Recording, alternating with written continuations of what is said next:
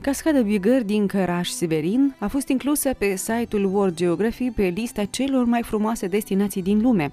Cascada Bigăr a devenit foarte cunoscută după ce în 2013 a fost declarată drept cea mai frumoasă cascadă din lume de către site-ul american The World Geography, care a plasat-o pe primul loc într-un top al celor mai impresionante cascade din lume. Căderea de apă este situată la 12 km de localitatea Bozovici și face parte din Parcul Național Cheile Beușnița. Cascada este formată de un izvor de apă subterană care se scurge pe un perete calcaros, de forma unui con înalt de aproximativ 7-8 metri, acoperit integral de mușchi. Aflată în Parcul Național Cheile Beușnița din județul Caraș-Severin, în Valea Minișului, la jumătatea distanței dintre localitățile Anina și Bozovici, pe DN54B, Cascada Bigăr este practic locul în care izbucul Bigăr se varsă în râul Miniș.